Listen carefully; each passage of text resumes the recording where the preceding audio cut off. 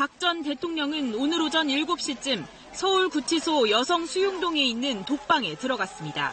박 전 대통령은 일반 독방에 약 1.5배 크기인 10.6제곱미터 크기 독방에서 지냅니다. 매 끼니엔 3가지 반찬이 갖춰진 1,400원짜리 식사가 제공되고 독방에서 혼자 식사하고 설거지도 본인이 해야 합니다.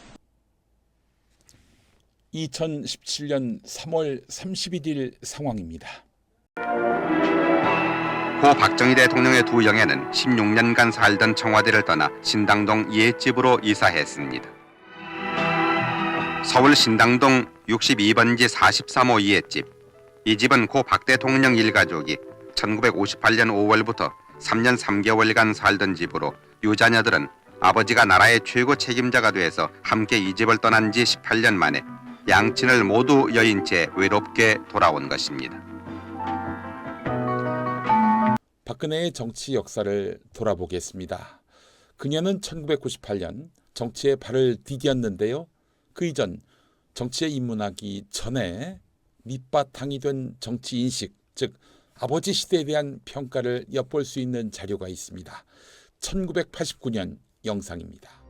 또 아버지가 하신 일에 대해서 특히 제가 판단하기에는 그 왜곡된 그런 여러 가지 그 평가라든가 그런 보도라든가 이런 거를 쭉 그동안 접해오면서 참 말을 하고 싶은 그 생각이 많았어요. 근데 잘못된 거를 부모님에 대해서 잘못된 거를 하나라도 바로 잡는 것이 자식된 도리가 아니겠는가 싶어가지고 저는 5.16이 말하자면 그 구국의 혁명이었다. 저는 그렇게 믿고 있는데 제가 유신에 대해서 그 옳다고 그 불가피성을 주장하고 또 그거에 대해서 인터뷰를 한 것이 많은 호응을 받았어요. 그러면 그분들은 대한민국 국민이 아닌가요?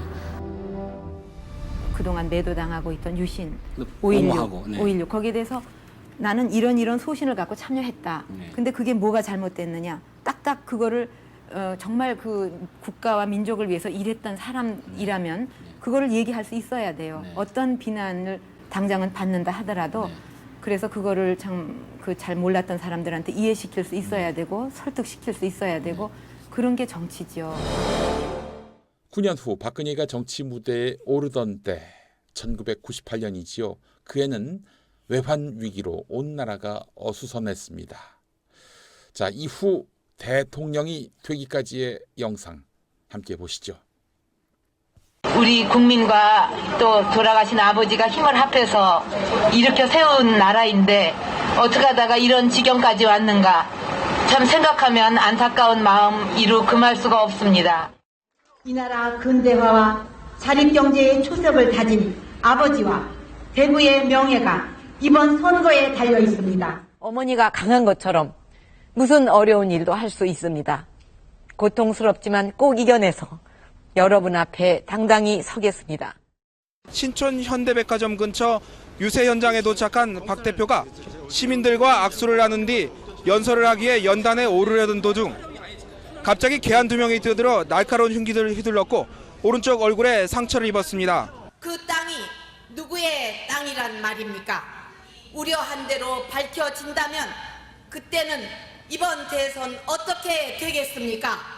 부패해도 경제만 살리면 된다. 천만의 말씀입니다. 자고 나면 문제가 터지는 불안한 후보를 뽑으시겠습니까? 약속과 신뢰가 지켜지기를 바랬습니다.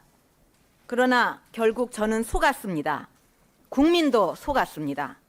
희망의 새시대, 제2의 한강의 기적을 만드는 위대한 도전에 나서고자 합니다.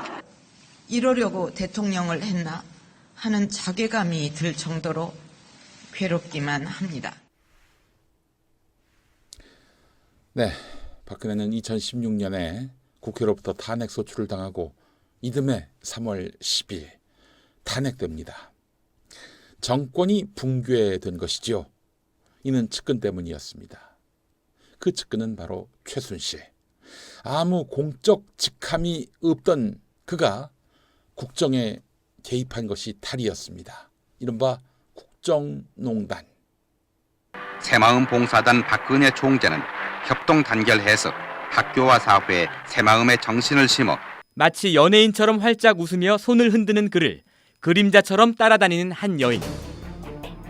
바로 최순실 씨입니다. 최 씨는 당시 단국대 대학원 1학년생으로 이 행사를 주최한 새마음 대학생 총연합회의 회장직을 맡고 있었습니다.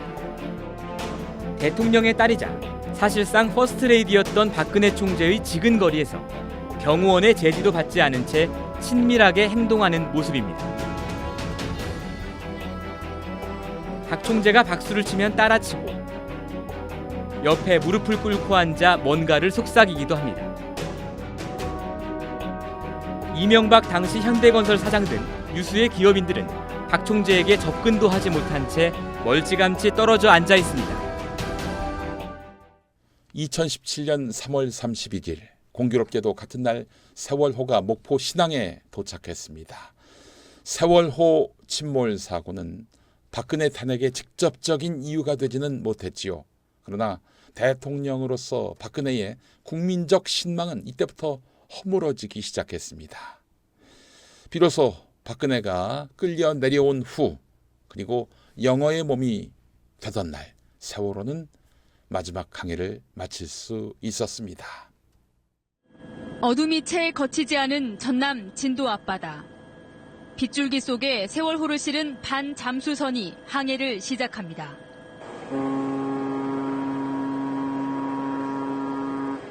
항해 막바지. 마중 나온 예인선에 이끌려 반잠수선은 서서히 부두에 다가갑니다. 진도 해상을 출발한 지 6시간 만입니다. 2014년 4월 15일 인천을 출발해 제주로 향했던 세월호의 미완의 항해는 1081일 만에 끝이 났습니다. 조그만 배에 올라 7시간 넘게 뒤를 따른 미수습자 가족들도 아이들의 물건들을 품에 안고 한시도 세월호에서 눈을 떼지 않았습니다. 차라리 이런 게 안 봤으면 좋겠다. 차라리 내가 기억을 잃었으면 좋겠다.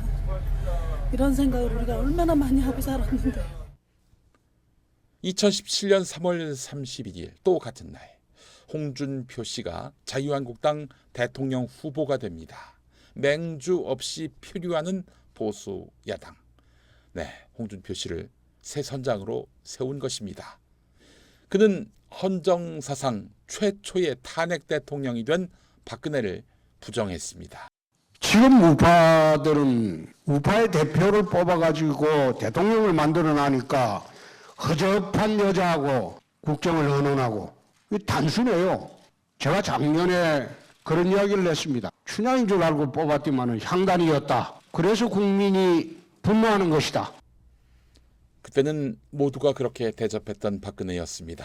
그러나 5년 뒤 향단이라고 했던 사람도 탄핵을 주도했던 사람도 구속을 주도했던 사람도 박근혜 앞에서 설설 기지 못해 안달이었습니다.